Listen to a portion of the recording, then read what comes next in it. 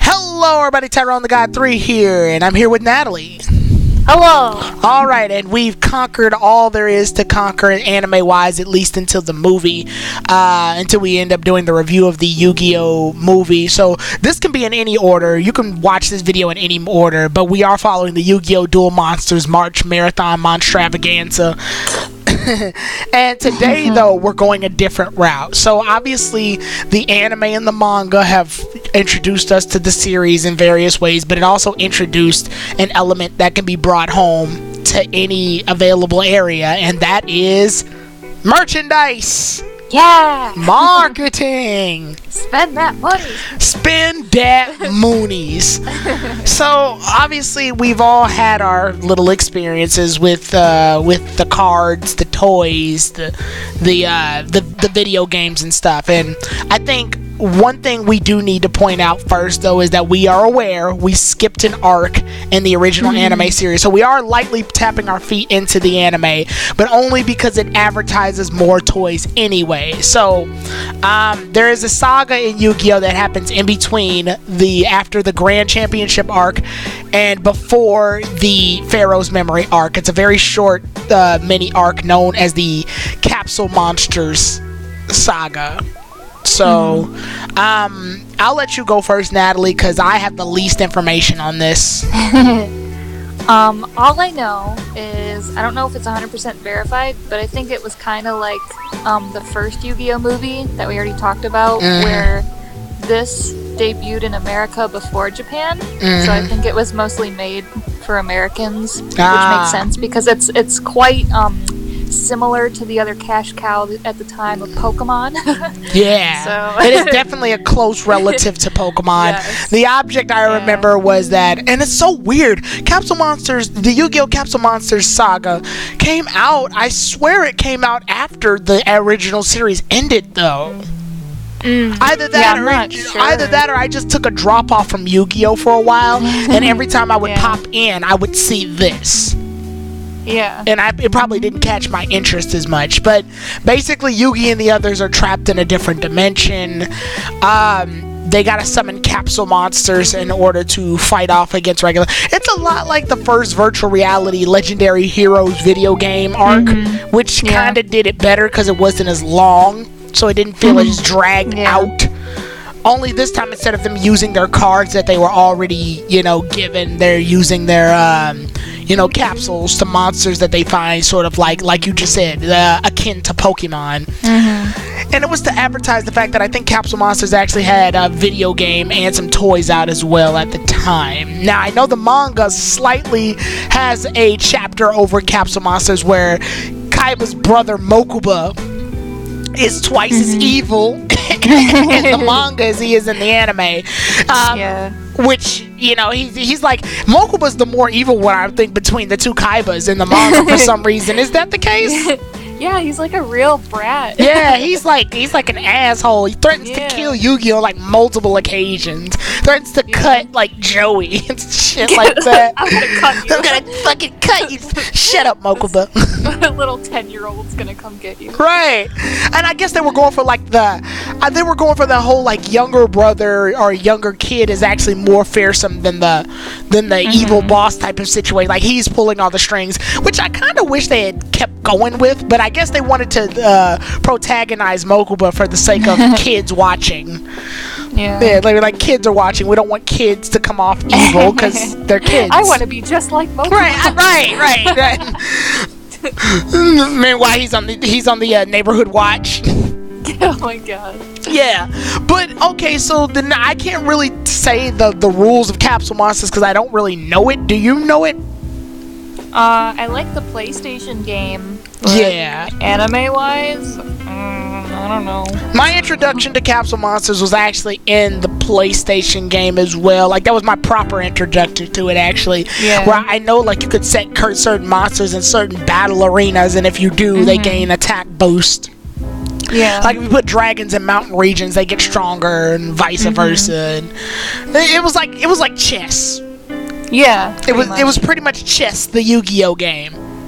Like certain pieces can only move a certain way, certain pieces can only attack certain pieces with higher levels, and it was like that. It was chess. It was essentially just chess. Yeah. But now that we've lightly tapped over that, sorry I didn't go into detail with this arc, but this whole section is going to be super chill. That's why I say that you guys can listen to this in any version, and I do stress listening, because most of the videos that we've done at this point, pretty much all of them, have been in podcast style with only one picture. So if you're driving your car and you need to stay awake, if you're doing some studying, you can listen to this in the back, just to give you something nice to listen to and to get our informative thoughts on Yu-Gi-Oh. So moving from there to other video games, what were some video games of Yu-Gi-Oh that you really liked or got into? I think like Sacred Cards for Game Boy Advance was one that I played all the way through when I was younger. I remember that one. Yeah, because that's pretty much just another Battle City take.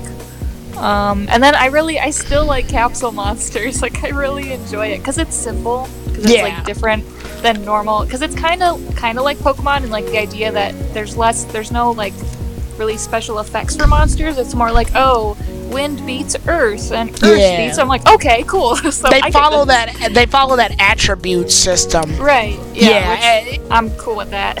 Yeah. I believe I played Capsule Monsters lightly. But I do know one video game that I did really get into. Now that you mentioned Sacred Cards, I went into the other Yu-Gi-Oh game, which was Rechef of Destruction for the Game Boy Advance. I liked that one. I believe this took place right after Battle City tournament ended. And because it took place after Battle City, Yugi's Egyptian Guy cards and Millennium Puzzle are stolen by a villain. And because of that, you as the main character help Yugi and Joey by entering this new tournament that happens all around the city. You got to go to certain areas, and it was a pretty interesting concept, and I do like it. And that main character actually carries over into another game, which was called Yu-Gi-Oh! Destiny Boards, whatever. Oh, okay. Yeah, so I thought that was pretty cool. I do know there was another video game I played for the PlayStation 1 known as Yu-Gi-Oh! Forbidden Memories. Do you? Yeah, I have that, but I've never actually opened it. Okay, so essentially what happens is they decide to dig into the whole Egyptian theme that Yugi was going with. So they you're transported back in time with Yugi and the others, and everybody's just sort of an Egyptian ruler or king or something. You see Taya, but she's wearing Egyptian garments. Yugi is wearing some Egyptian stuff. Everybody is playing. One thing, and I think we mentioned this in our last review of the final arc. The characters are characters that you can put in any situation, and I think this is a prime example of one of them. Is that they're reenacting all the events that happened in Egypt, but they have different characters to play those roles. I believe Joey is a jester or a fool or something. But he does know how to duel. And so they have that. It did not follow the card game rules well at all, though. Certain monsters could just fuse with anything. It was so weird. I believe the monsters had certain planets that they represent too. So they didn't just have their types. One Dark Magician isn't just Dark Magician. It's Dark Magician's a dark monster, it's a spellcaster monster, and it's a Neptune monster. And I think Neptune monsters align with Jupiter monsters to fuse in order to make this or something. That's interesting. Yeah, it was such a weird experimental concept. Is there any other video games that you remember? That actually reminds me, I don't know if I still have it, but that War of the Roses game. I was just gonna say Yu-Gi-Oh! Duelist of the Rose. I love Yu-Gi-Oh! Duelist of the Rose. So, you remember, Yu-Gi-Oh! Duelist of the Rose. You play as a character, and you have to choose between two sides. You can choose Yugi's side, which was Henry, whatever, the third or whatever. Tudor or something. Yeah, Henry Tudor the third or fourth or whatever, and he's on the red rose side. And then you can pick Kaiba side, which was the white rose, which was supposed to represent the Yoctorius or something.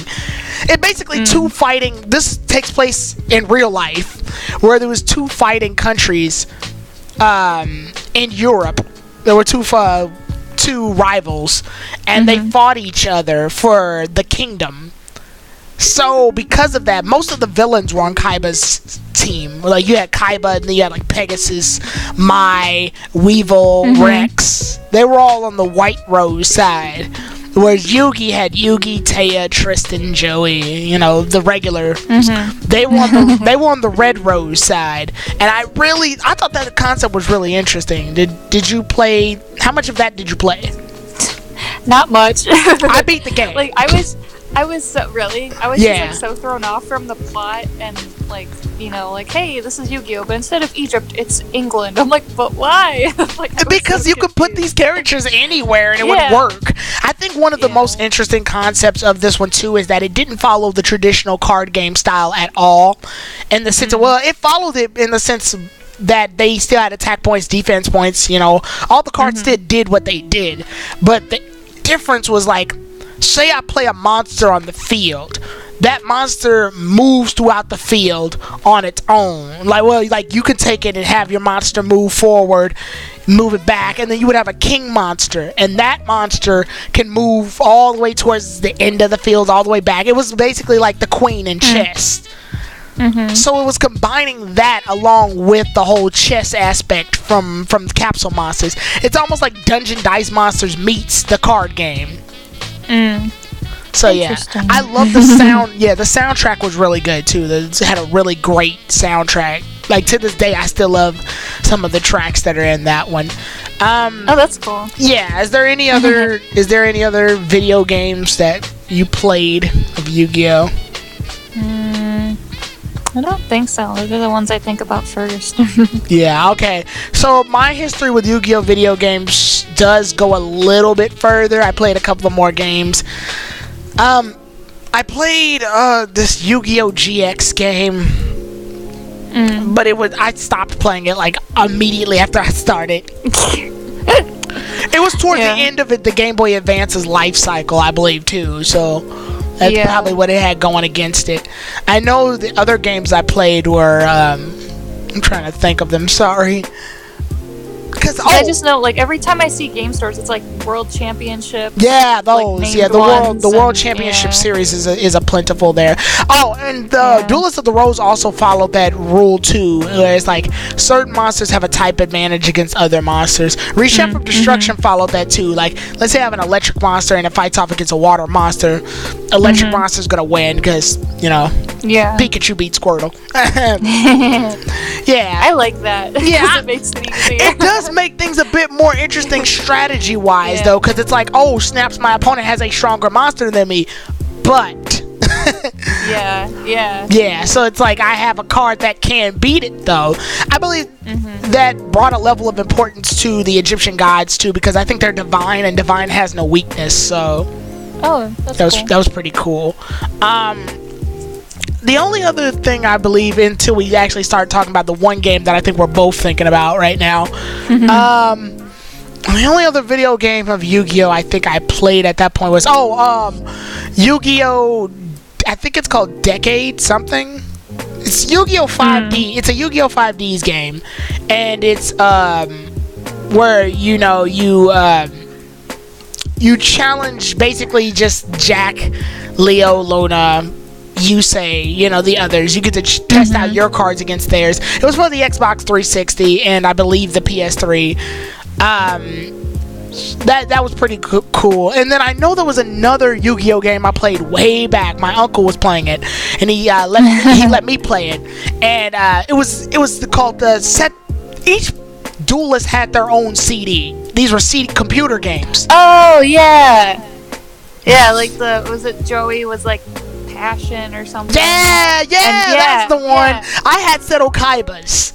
Okay. And Yeah, and then when you pop in the disc, it's you dueling Kaiba. That's the whole thing is you just dueling Kaiba. And I'm guessing the idea is that you save the memory from that, and you can pop in the other disc to duel the other duelist and build your deck up from that. So I love, like, they took a lot from the manga too. I think they mostly just got their sources from the manga in this one. That's why a lot of the shots of Kaiba look slightly different than his anime counterpart.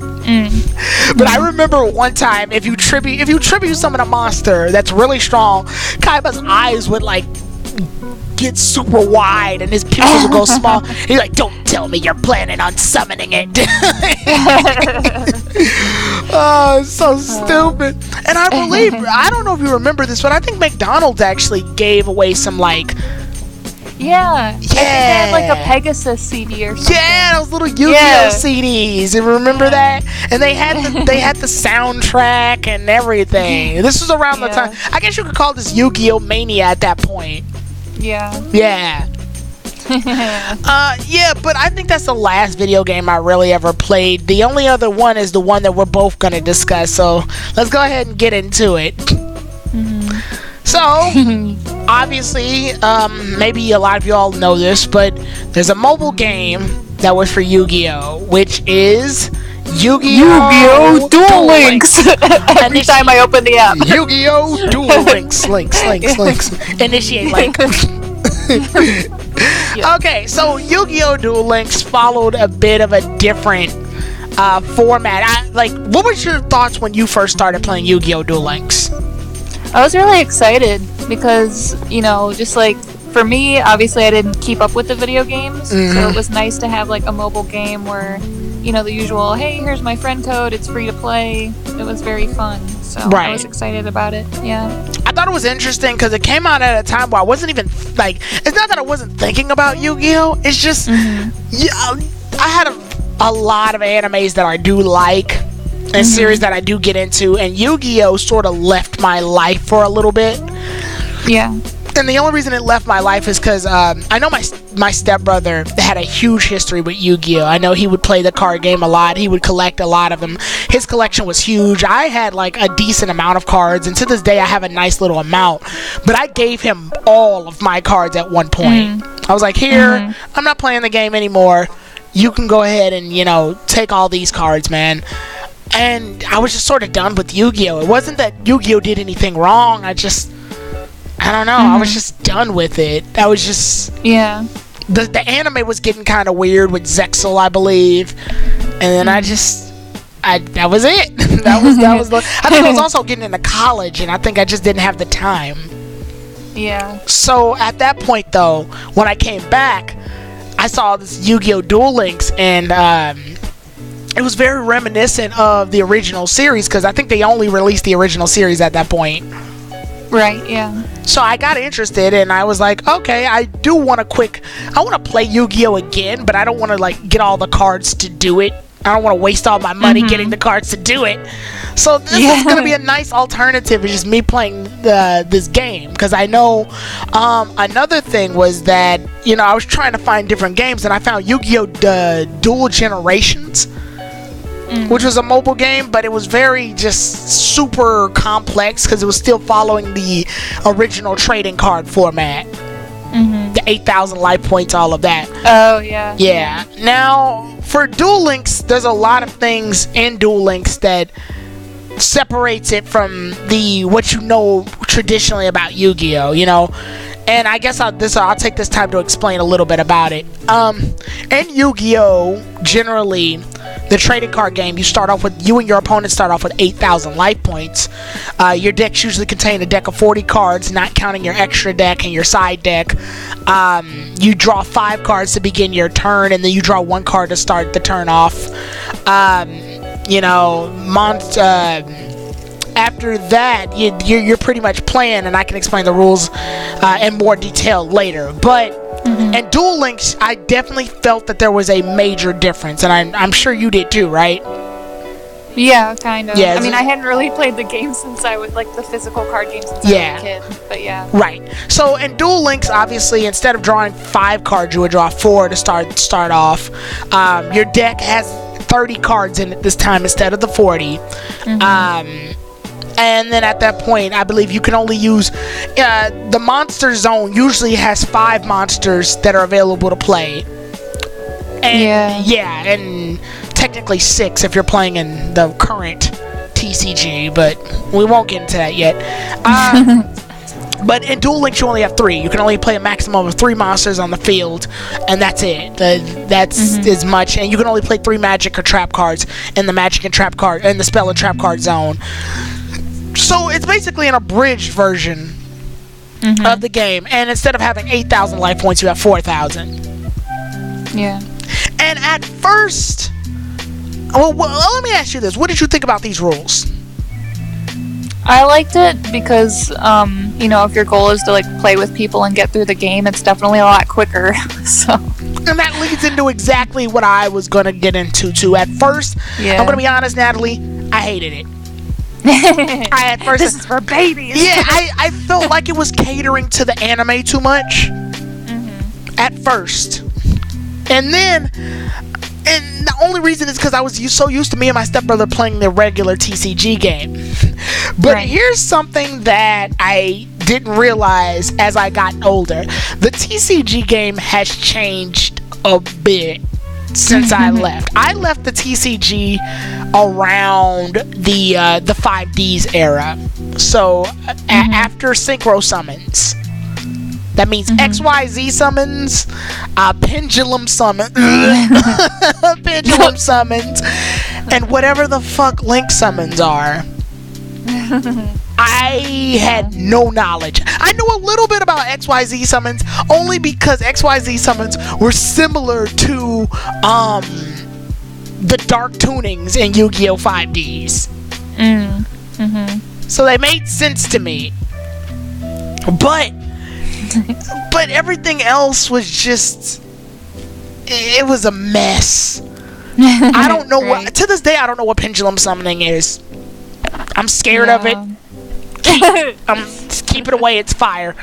And then don't even get me started on Links. I know of Links a little bit, but I'm not like so I felt that Duel Links was catering. But then once I learned how complicated the rules had gotten, I decided to play a little bit of the game myself, and I played the card game and to see what happened with the TCG game. And it's gotten to a point where some games can last like 10 minutes just for one turn to take place.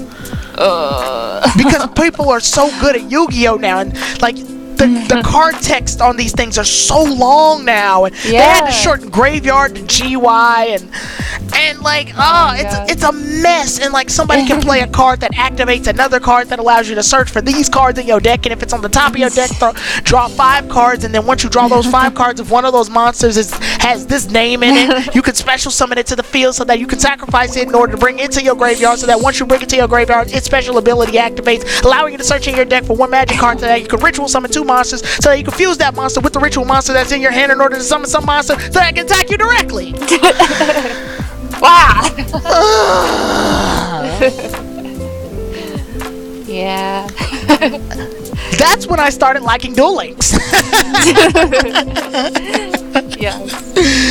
Because Duel Links was so simple. I think it was catering, but at the same time it was catering to a casual audience. And I believe that at that point I became a casual audience. Yu-Gi-Oh! At some point just stopped becoming fun to me because it became too complex. Whereas in Duel Links, you get in, you get a 4-minute duel, you're out. Shake hands, let's go. And I'm guessing that's how you felt with Duel Links as well, right? Yeah, definitely, because like I said, I hadn't kept up. I don't know any special summoning or any shit. I was just there to play around and for events, and that was about it, like unlocking things. Right. That was my goal. Yeah. So Duel Links to me is a simple game. I got used to it. I really started playing it. I'm starting to get into it a lot. I'm leveling up Yugi a lot right now, so he's the one that I had to install the game. So yeah, that's the one of the downsides I want to say about Duel Links though is that if you know what to do and how to play already, the game just sort of takes a while to get challenging. Yeah. Cause I'm dueling freaking Emma, poor Emma, this weak ass little like the game has generic NPCs, just generic school kids and preschoolers and shit that don't know what they got into when they. It's just like the king of games, Yugi, dueling against Brad. And I'm like, I wonder who's gonna win. Yeah, I love that. Like, I know people have commented with like Kaiba versus Emma or whatever. She's like, "Oh, play!" And you're a third-rate duelist. Like, you're a second-rate duelist with a third-rate dick. Like, she's like 8. Go easy. Gets spit on, you little bitch. Yeah. I summon my water pawn in defense. I summon the Blue Eyes Ultimate Dragon. Fuck your water pawn. Which it's still in character for Kaiba, so right. It's so messed up, but it's so hilarious just to see that's happening in this game. So yeah, if you're a pro at the game, it takes you a while to get a legitimate challenge, because I guess that's what the friend codes sort of come in at that point, right? Mm-hmm. Yeah. Yeah, you could up your rank by dueling other people from, online or, and it's got everything it needs. I will say Duel Links is a very slept on game in terms of like, if you had to choose between Duel Links and Pokemon Go, I think I would choose Duel Links almost every time.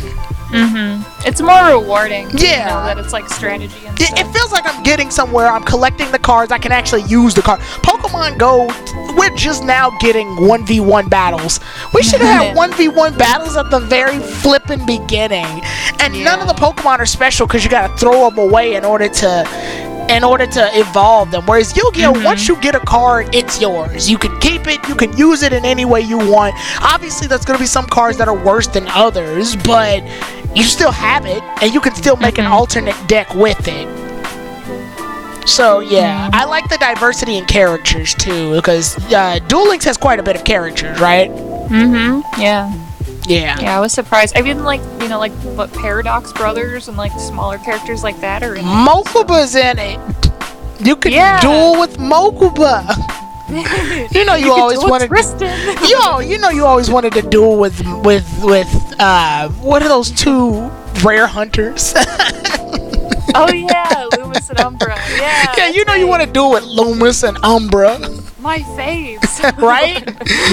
Finally. A good Yu-Gi-Oh game. Oh my gosh. Yeah. Oh god, but I think they follow the story a little bit too, right? Yeah, some of the events are usually like retellings of whatever happened in the anime and stuff. So yeah, it's pretty cool. They follow more or less the manga's version though, right? Yeah, they stick with the manga, which so I got a couple of cutscenes that I thought were quite different than what I remember, and I'm like, this is still pretty cool. like I like this. Presentations really well. I know currently as of this build they go all the way up to 5Ds, right? Yes. Which I think that should be their cap off, honestly. Yeah, I think it is going to be their cap off, because in order to pendulum summon, you need, a full set of 5, which Duel Links doesn't have. So, and in order to link summon, you would need a second. So, yeah, they would have to change the entire game map, which I don't think they're going to do. They have a pretty balanced system, too. Yeah. Yeah, do you do like the ranked duels and stuff? I do mostly the story. So, not the story, I'm sorry. I just level up my characters by dueling weaker duelists. And then I'll when I get enough gems, I'll buy some booster packs and decks and mini boxes. I just sort of make my deck stronger as I go. Yeah, that's pretty much what I do. So. Which I do want to comment, because I believe we talked about this before. Way back in the Grand Championship arc discussion, we talked about the Golden Castle of Stormberg. And we said that, I'll take responsibility. I said that the card was not made in real life. I was wrong. Although the recent boost, I wasn't like, to be honest, they didn't make it for a while. They're making it for Duel Links, I believe, and it might be a physical card in response to the fact that what's his name? What's the kid's name?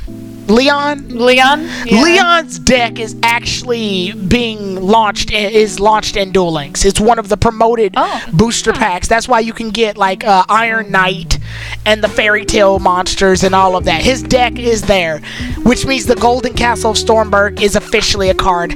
It has a different effect than the effect that was in the anime. Although, I hope so. Yeah, I would say the anime had to make some changes because of the whole Kaiba sabotage plot. So it exists. The Golden Castle of Stormberg is a card. It's very interesting because, like, how you said Duel Links, like, yeah, it'll bring up like the bits from the manga and stuff. But it's like they're bringing in, you know, anime filler exclusive stuff. But it's like, are they gonna bring in characters? Because it's weird that they don't get included. I do kind of hope they bring the Silver and Calco stuff in there. That'd be kind of cool. I'd love to summon Tamias, and whoever loses your soul, motherfucker. Soul. I don't think any of those, like, I don't think Darts has like ever been in a video game, right? No. He's never made a video game appearance ever. So let him in. Let him in. Well, Leon isn't a character in there. His deck is. That's because those are real cards. So I guess they have to do that. But that's just imagining Darts outside of the gate. Let me in. Let me in. Oh God. But so I know in Duel Links also, when you could travel to different series too, right? Like you can go to Duel Academy, Domino City, and Neo Domino, right? That's pretty cool. I like that aspect. What did you think when you unlocked the new areas? About that. Uh-oh. I literally just drop in to play events like every 4 months. Oh, okay. So I have not unlocked much. Oh, okay. Well, hey, that's how I believe that's how this game is meant to be played. Is very casually. I am the most casual of the casual. Oh, okay. Well, that's understandable. That's what this game relates to, though. Is to the casual. I feel like I'm in this weird middle ground. I'm casual, but I do hard. Like I know hardcore shit. Yeah. So it's just like I'm at this weird part of my life where Yu-Gi-Oh is something I still want to take seriously, but I still want to casually play it. And I think, like I said, the cutoff for me was the synchros. But one of the problems I also have with Yu-Gi-Oh, just in general, before we get to like the card game talk, is that the card game itself really, if you look at it through a tournament standpoint, like real physical TCG, it's very picky with what you can and can't use in terms of viability. There's a lot of cards that do another card's job so much better that card doesn't become viable anymore. So it's like, oh, well, unless you're playing the Cyber Blue Eyes White Dragons deck in the tournament, you're probably gonna lose because everybody else is using the Cyber Blue Eyes White Dragon deck. But it's like, but I want to be original. Yeah, that's what, like, this is kind of different, but reminds me when I was younger, like, for Pokemon Diamond and Pearl, I would like make teams competitively, and I would get so annoyed because you have, you know, was it Smogon tiers or whatever, yes. Like, you pretty much couldn't get by unless you had all of, like, the OU Pokemon. And I was like, but I don't want OU. That still holds true to this day, unless you have, like, if you don't have Tapu Koko, Tapu Lele, Celesteela, and freaking Landorus Landform on your team, you're gonna get wrecked, unfortunately. Which sucks. Which is stupid because it's like, but I want my own goddamn there's like 800 Pokemon here. You mean to tell me the only good ones are these 6 bastards? Yeah.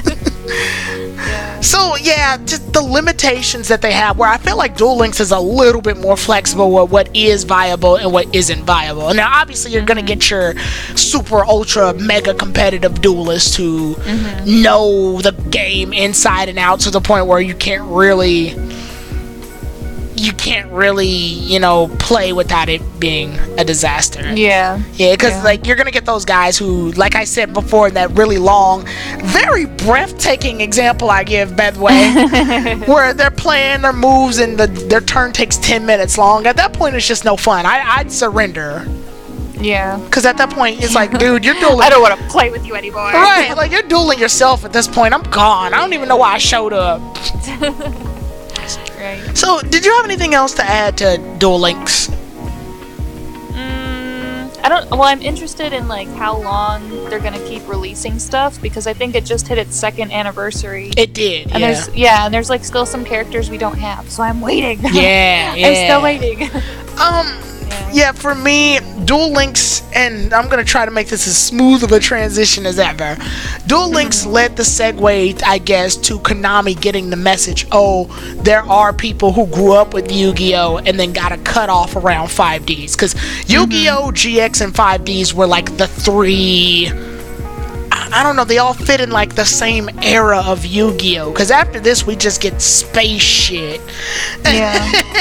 We get Zexal, Brains, and Arc V. It gets weird. Everything gets weird. So they started learning that I'll say this is the Yu-Gi-Oh! Base form, while the next form was their experimental form. So I guess they wanted to make a TCG that would relate to Yu-Gi-Oh! At its roots. So that people won't be uncomfortable with the new styles of gameplay, because like nowadays you don't need synchro monsters in Yu-Gi-Oh! In order to win. You don't even need to fuse a monster in order to win, and back then. But nowadays, learning the new style is kind of required in order to stand a bit of a chance. There's no deck you're gonna find that doesn't have that new stuff. So the response was to make a physical card game again. This time using Duel Links logic. Yay! So to make it casual, and that's how we get our new setup, Yu-Gi-Oh! Speed Duel. So I'm gonna give the floor to you for a second and just ask: do you know of Yu-Gi-Oh! Speed Duels? Have you been introduced to it? Have you experimented or bought any cards or anything? I've literally just seen like the packs in the store, and I was like, "What's a speed duel?" So no, I don't know anything. I had an idiot moment and thought it was the turbo duels in Yu-Gi-Oh! 5Ds. I was like, wow, they're actually doing that shit? All right, I'll use my speed tokens in order to summon. Oh my god. But nah, speed duels are just basically everything you know about Yu-Gi-Oh! Duel Links in physical card form. So now, so the same thing. You play 3 monsters in the monster zone. You play 3 spell or trap cards in the spell or trap card zone. You still have your 30 card deck. You still have your this is a little bit new, which I think Duel Links has it too, but I rarely use it. Skill card. Oh. So a skill card is basically the skills that each character has. So if I'm using Yugi, if I'm using Yugi, for example, and his skill card is Power of Dark, then I'm automatically allowed to play the field card Yami, which increases the attack and defense points of fairy type it lowers the attack power of fairy type monsters by 200 and increases spellcaster and fiend monsters by 200. So it's that, and you can activate skill cards pretty much whenever you meet the requirements for them, just like the skills in Duel Links, right? Cool. Yeah. So yeah, it's just physical. I bought a pack of speed duel cards. They're only $10, and for $10 you get Yugi's deck, which revolves mostly around spellcasters, Dark Magician Girl, Dark Magician, and then some of his older cards like Feral Imp, mostly just spellcaster monsters at that point. Then you get Ishizu's deck, which is interesting because Ishizu only had like one legitimate duel in Battle City, and it mostly revolves around Gravekeeper monsters. So it's an Egyptian themed deck. Then finally you get Pegasus's deck, which revolves around Toon monsters. So very cartoony monsters. Toon Blue Eyes, Toon Alligator, Toon Summon Skull, and then occasionally Relinquish is just up in there too. Why not? Because Pegasus, right? Yeah. So And then I believe the other pack comes with Joey, Kaiba, and Mai, which is what I really wanted, but Walmart didn't have it, so... You'll settle. Yeah, so I'll settle, right. I did get it to just sort of get a feeling as to what the cards were like. So it's good to actually, look at these cards again. And it's fun to note that Speed Duel cards have, like, the difference between them and regular Yu-Gi-Oh cards, because they look just like the regular TCG card game cards. But the difference is, if you bring them to the light, and you can feel them too, it says the word Speed Duel on the card in, like, a invisible, like... I don't know how you would pronounce, like an engraving. There's an engraving. Oh. Yeah, there's an engraving cool. in the cards that say Speed Duel. This is so that, I guess, if they ever have tournaments, they'll know which card is legal and which one's illegal. So you can't come in with some cards that you took from your original TCG cards, throw them in your deck and go, yeah, that's legitimate. No, they'll know that it's illegal when they don't see the Speed Duel marking on the cards. Yeah. So I think this is a good way to try to get people into casual Yu-Gi-Oh play. Hopefully, I think the one issue is that they don't advertise it enough. Yeah. Like you just said, go ahead. Yeah, I've just seen, like, pictures of them, like pictures of the boxes. I've never seen, like, an ad or a commercial or anything for it. Right. That was just about to get into that. The one issue is that they don't advertise them. It would be perfect. They can just have, like, then some stock footage of the old Yu-Gi-Oh show. And it's like, now you and your friends can get back into the duel with Yu-Gi-Oh Speed Duels. And then it's like that little clock from the second episode when he was dueling Pegasus, and he's like, you're running out of time, Yu-Gi Boy. Oh my gosh. There you go, you just made the commercial for Right, you're running out of time, Yu-Gi Boy. I need to go faster. Now you can with Yu-Gi-Oh Speed Duels. Oh my god. That's great. But the Pharaoh, time is in my favor. Fucking Bakura. And it's just like, but I don't know. I feel like you just said, Natalie, there's no real advertisements for it, so it doesn't. It's gonna be lost potential if they don't use it. So hopefully this video is where it takes off. We're gonna launch the rise of Speed Duel. Right, you hear that, Konami? Me and Natalie want our cut. Damn it. But other than that, I believe the next thing to really go into now, since we're talking about card games in its territory, let's talk about let's real quick, because these are big, the merch of Yu-Gi-Oh! And obviously with the merch comes the one piece of merchandise that everyone wanted at the time. I have one. You're getting one. I'm so bitter. You're getting one. Yeah. Let's talk about the dual disc. God damn it, the dual disc. Natalie, your thoughts on the dual disc? I still remember the commercials when I was little with, like, the two boys who were, like, dueling in some dark room with all their friends cheering them on. I'm like, I want that dual disc. Because, like, I probably had hundreds of cards when I was little. And I never got it. I'm still mad about it. As a kid, oh my god, this hit me perfectly. As a kid, I was trying to make a dual disc, because this was before the commercial. This was before the toy was even released to us. I was trying to make it. I was like, wow, that's so cool that they can just, like, do that on hand, because I didn't really like their whole tabletop situation anyway. So I was like, this is cool. How can I get a dual disc like Kaiba's and stuff? I took a freaking frisbee, right? I took a frisbee and taped it to, like, my wrist. And, like, taped some cardboard together to hold the cards.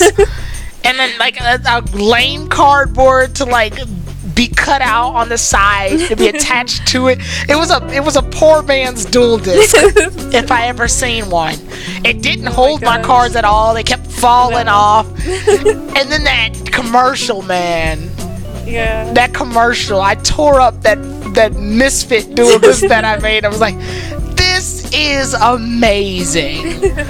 I now can be like Yugi and the others. And it even had the button where you press it and it goes from standby mode to dual mode, and it had the life points that light up, and I was like, this is awesome. It's still kick-ass. It's like still all these awesome. years later. My only gripe, and I guess there's nothing they can do about this because technology can only go so far, is that when you like the standby phase of the dual disc is huge.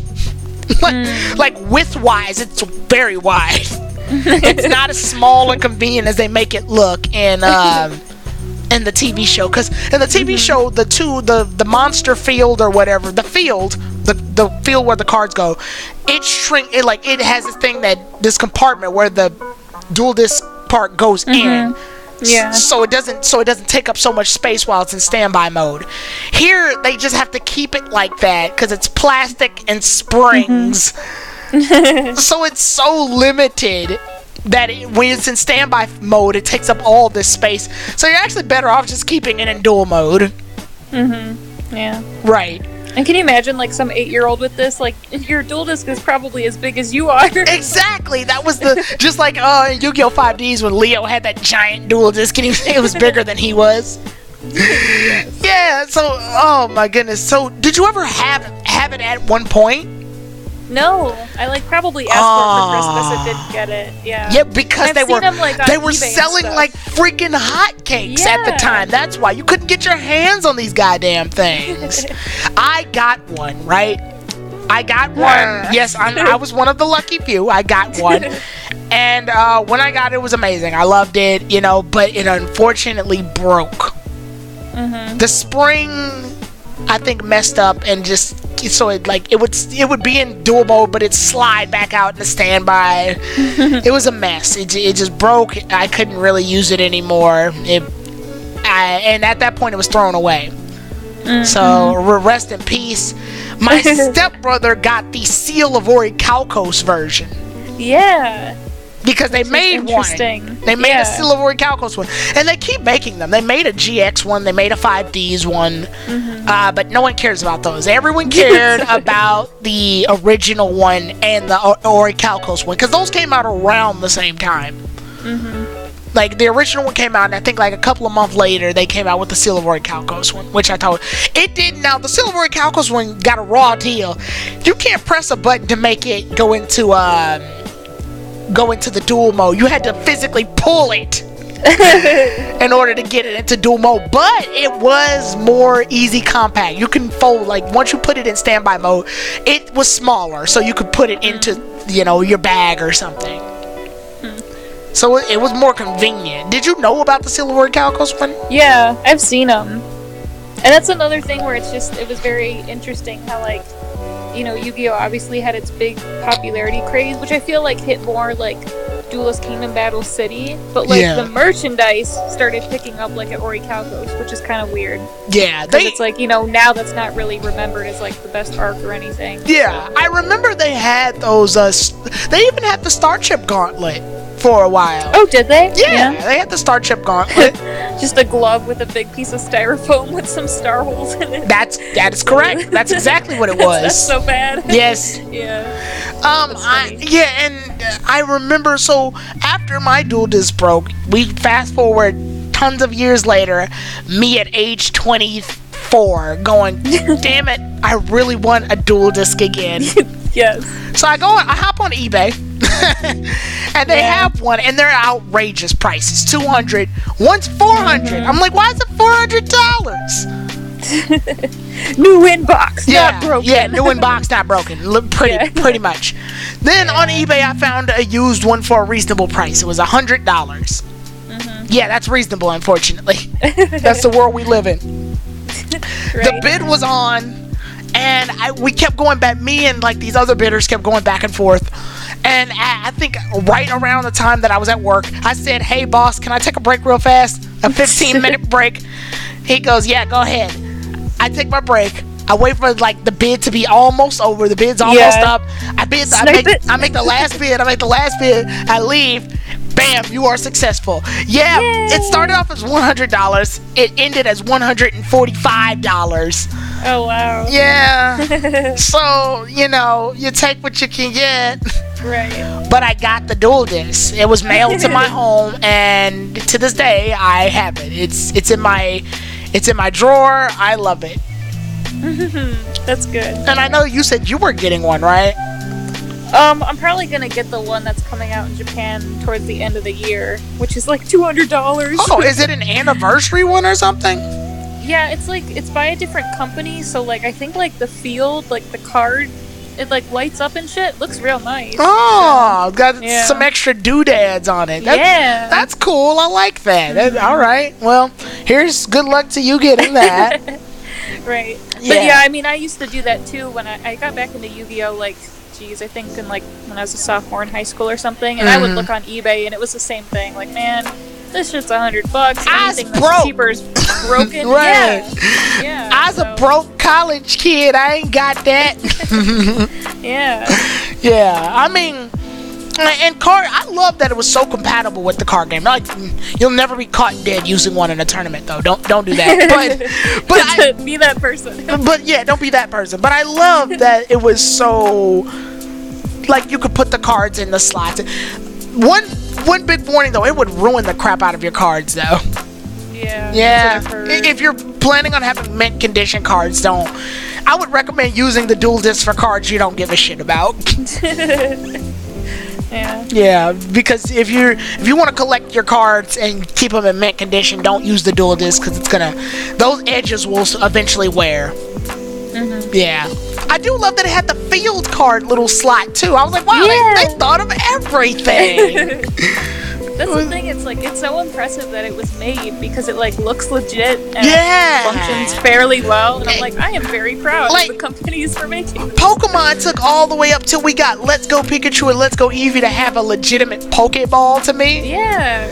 Yu-Gi-Oh! Nailed that shit like 15 years ago.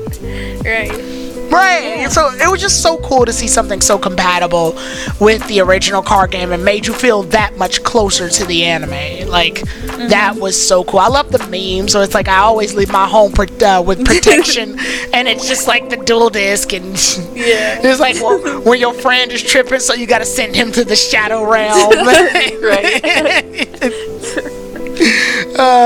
So let's just, at this point we've reached sort of the end of the road in terms of that. Let's talk just about any other experiences you had with Yu-Gi-Oh! Merchandise-wise. Merchandise-wise? Well, I have like a bunch of the like Japanese figures. Cool. Like the Kotobukiya ones. Like the same people that make like the protagonists for Pokemon. Yeah. You know, like with May and Lyra and stuff. Yeah, I know what you're talking about.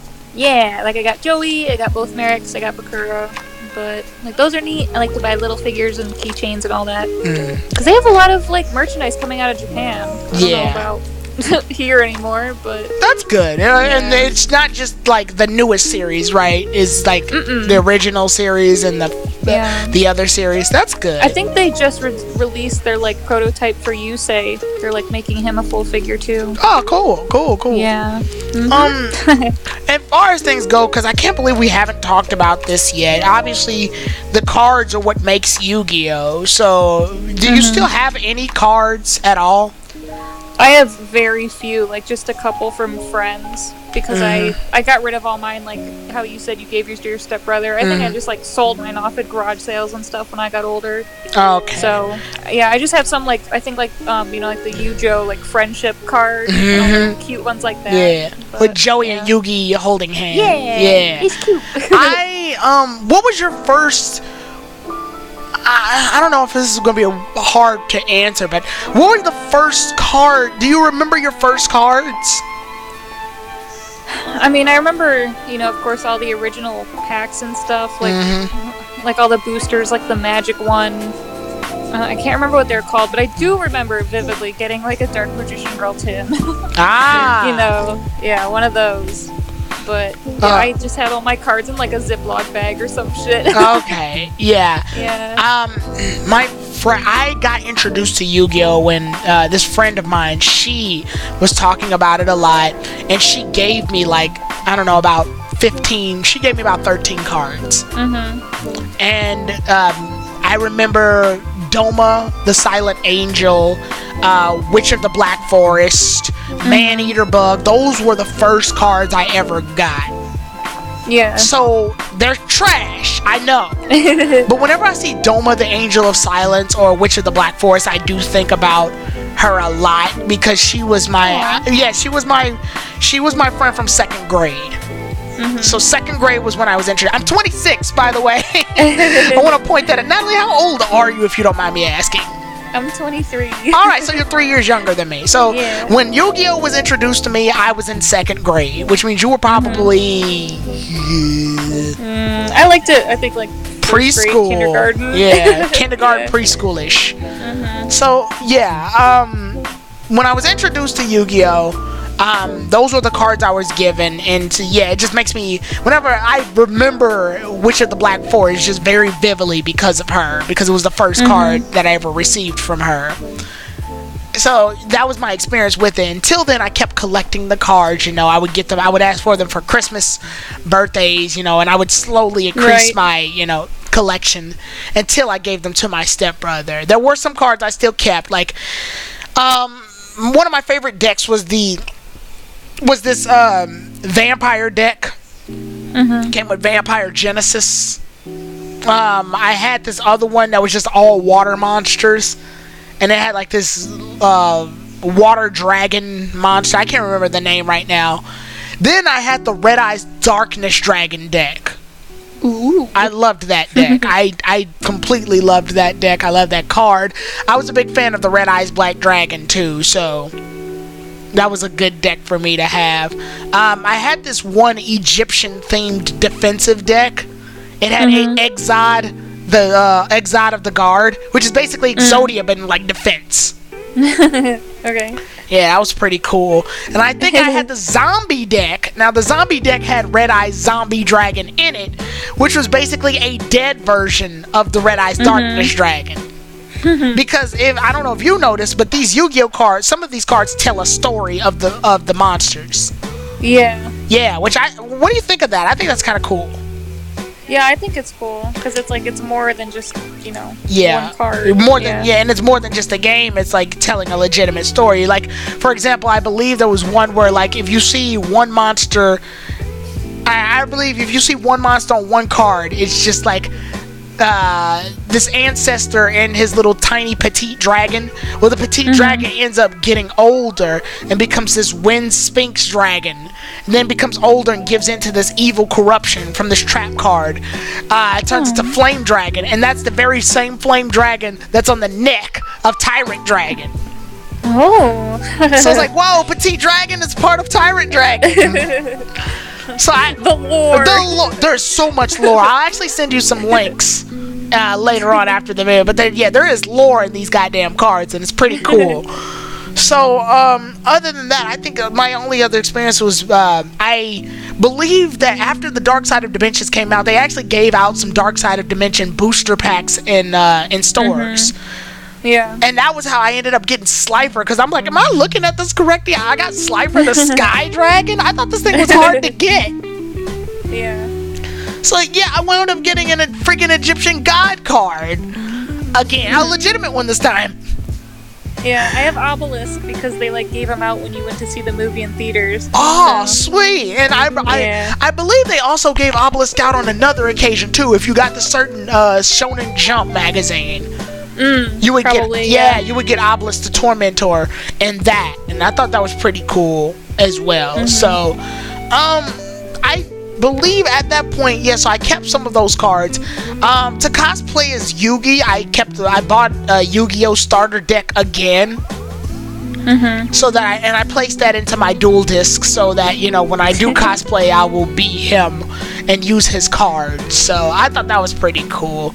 Is there any other? So cool. Yeah, is there any other pieces of merchandise you remember, or just in general? I mean, my room is full of junk. But... Oh yeah. Well, no, I'm curious about your cosplay though. So are you gonna duel people? As Yugi? I was not planning on it. I was just gonna when people asked to take a picture, I was like, I was gonna try to get in character. Would you like to take a picture of me? Or my friend, Yugi. I was gonna stand on my tippy toes and just... Yeah. Yeah. No, that's cool. Yeah, but that's kind of how I'm planning on going about it. But I was gonna, since his shirt defies all physics, I was just gonna do him, Yugi in his black tank top. Right. Yeah, to make it manageable, because if I try to do his shirt, that thing, he made it look like a cape, but like a cape that defies, like he sprayed a ton of starch onto his cape, because it just stays whatever perfectly. was used on his hair goes to his jacket. Right, like it just stays in the air suspended in animation, and I'm just like, how the fuck? And I didn't want to do that, so I am just gonna try to like go at it a different way.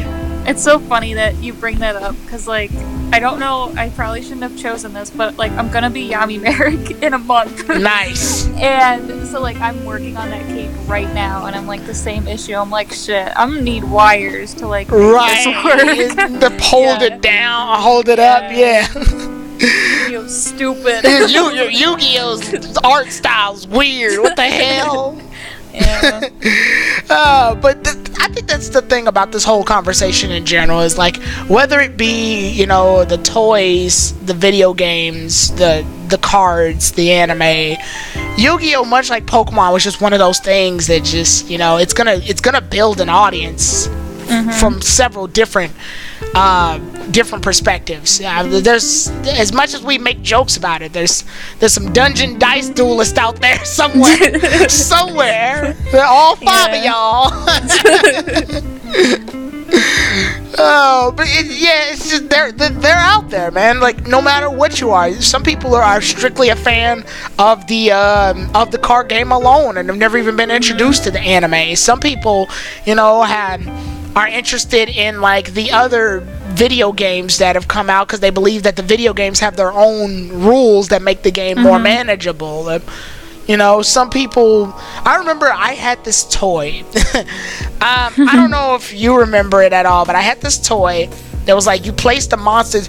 It was set up in that, you know, the Duelist Kingdom stadiums? Yeah. It was that. But for some reason, I don't know why, you place these little marbles, into the spot where the duelist would normally stand, and you would press a button, and the button would shoot the marble in a certain direction. And there was these little like levers or flips, and if the marble hits the flip, it knocks whatever was standing in that area down. So let's say there was a monster standing in one of the squares on the Duelist Kingdom Stadium. If it hits the flipper will knock the monster down. I guess that's to symbolize that it's been defeated. It's like Yu-Gi-Oh pinball. Yeah, kind of like, it felt like a Yu-Gi-Oh pinball situation. That's so funny. yeah, it's just little toys like that I just thought were very interesting to have. I know, I don't know if you remember this, Yu-Gi-Oh also had those, like, it had toys, but they were in this was to celebrate Yu-Gi-Oh the movie coming out, and it was this pyramid. It looked like the Millennium Puzzle, but it was this pyramid that you could like take apart. This golden little pyramid toy that you could take apart, and inside was like some toy. Oh. I'll find it and show you the picture later. I think it was a Burger King's toy. I don't know, but that just goes to show though how popular Yu-Gi-Oh was at that time. At least the amount of effort that they were putting into, you know, toys and games and stuff. And I think Yu-Gi-Oh! The original series is the only series to really have like a multitude of genre video games. So like nowadays Yu-Gi-Oh! Is just, okay, here's the video game, and the video game is just you playing the card game. Yeah. I would say, did you see any other interesting toys or merch with Yu-Gi-Oh? I don't know, like, I've had a bunch of weird things over my life. Like, I can't even remember what it was, but I think I did have, like, the Dungeon Dice Monsters, like, board game thing. Oh. You're one of the 5! I don't even know. That's me! Yeah, it's just, like, but it's stuff that I, like, barely played, so it's, like, I don't really remember it. Yeah, I know. But even now, like, you can get stuff, sorry, I'll just finish, like, you could get stuff like puzzles, and they have like Yu-Gi-Oh! Monopoly that came out a few years ago. Oh my! Are you serious? You activated my railroad, Kaiba. Pay up $500.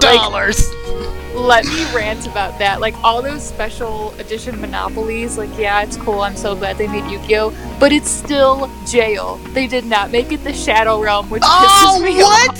That's such a missed opportunity! Exactly. Yeah, it's like instead of money, it's like jewel points or something. It's not even life points. Or star chips.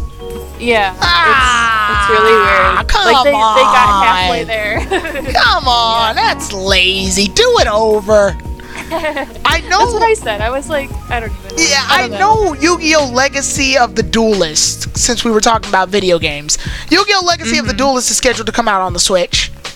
It was already on Xbox and PS4. So I'm looking forward to that. That'll be pretty cool, probably. Yeah. And then I'll buy it. Yeah, I'll buy it. And I know Yu-Gi-Oh! VR. Oh boy. That video. It do what it do, Yugi. That's so funny. It does what it do. This card says you're gay. This card says you're gay. I activate Pot of Green, which allows me to draw 3 cards. Which will allow me to activate Pot of Green, which will allow me to draw 3 cards. Oh my gosh. Oh god. Is that like a legit thing, or is that like a fan-made thing? I think it's a fan-made thing. It's gotta be. But it's so it does just go to show you how far and how much of an impact Yu-Gi-Oh! Has just on the world. And I believe no matter how many changes the card games, video games, anime, whatever happens, I believe it's still going to be a very prominent piece, not just on our childhood, but in our lives. Yeah. So, yeah, with that said, is there anything you want to close us out on, or? You always put me on closing thoughts. I don't know. Okay, well, for me, my closing thoughts are, if you're playing whatever you're playing in Yu-Gi-Oh! That includes you, Dungeon Dice Monsters Duelist. Just have fun with it. Don't ever let... can't stress this enough. Don't ever let anyone make you feel bad for what you like, because I think that was another reason why I dropped off of Yu-Gi-Oh! For a short while, was because I was, as a kid, openly made fun of at a certain age in my life for still playing the Yu-Gi-Oh! Card game. Yeah. Which is dumb, because you're just having fun. So yeah, I remember teachers would take the cards away and shit too. Like Pokemon wasn't the only one to do that. Yeah, the Yu-Gi-Oh! Was the victim of teachers taking decks away, and so terrible. But yeah, just I don't know if did that ever happen to you, but to me, that was a rough moment in my life, is where I had to hide my love for the things that I like. So never feel like, for those of y'all who are watching this, never feel bad for what you like, your hobbies, whatever they be. Just so long as it's not hurting anybody and it's all in good fun, I believe that's what's important, right? Right. I think now, if you're into Yu-Gi-Oh! And Pokemon and all that, this is like the best time, because it's like popular now. Like, it's okay. Right. So just go out and enjoy it. Yeah, people have engaged in the nerdism, and like whatever era of Yu-Gi-Oh! That's brought you here, hell, be it Vrains, be it 5Ds, be it Zexal, you just know that, there are good people out there, and there are people who are going to support you because it has a legitimate fan base. So. Yeah. And as far as I'm concerned, the Yu-Gi-Oh! Community is actually a pretty cool set of people. You get those super competitive people, but you'll get those anywhere. I'm gonna say you'll get assholes anywhere. Wherever a community exists, there's gonna be assholes. But for the most part, I think the Yu-Gi-Oh! Community is a pretty chill community. So. Yeah, with that said, everybody, the next time we talk, we will talk about the other series of Yu-Gi-Oh! Because at this point, we've mostly just been talking about the original series. But I know it's hard to believe other series exist. It's weird. Yeah. So we mentioned them briefly. We grazed over them, but... after Yu-Gi-Oh! Was 5Ds, it was GX, I skipped GX. GX, 5Ds, Zexal, Arc V, or Arc, is it called Arc V or Arc 5? I thought it was Arc V, but I am not an expert. I always thought in my mind that it would be called Arc 5 because it's the 5th arc in the set of Yu-Gi-Ohs. Like, it's the 5th series to come out. But if it's called Arc V, then, whatever. And then there's Yu-Gi-Oh! Vrains, which scares the shit out of me. So, we'll talk about those. And we will confront our fears. Yeah, we'll go above and beyond beyond in the next Yu-Gi-Oh discussion in Duel Monsters March. So thank you so much, Natalie, for having this chill discussion with me about merchandising and marketing. Yeah. Oh, by the way, what is your favorite card? I was gonna ask you that a while back. Is it horrible if I don't really have one? Hey, it's okay. Maybe you just like Yu-Gi-Oh for its characters alone. Yeah. Can I just pick Raw for Merrick? I'll be done. All right, there you go. All right, my favorite, my favorite Yu-Gi-Oh card, if I had to pick one, I would say is Slifer the Sky Dragon. Yeah, it is an Egyptian guide card. Yes, I know I'm trash, but it's just I like its design. I like its ability. It's a very interesting concept. So, yeah. With that said, though, what's your favorite card? Put it in the comment section below. Check out It's Time to Drew. That's Natalie's Twitter. It's her YouTube. It's her Tumblr. It's her life. It really is. She posts great things. If you're still not satisfied with this much Yu-Gi-Oh content, check out her Twitter. She definitely retweets a lot. So, with that said, we'll see you all then, everybody. Tyrone the God, 3,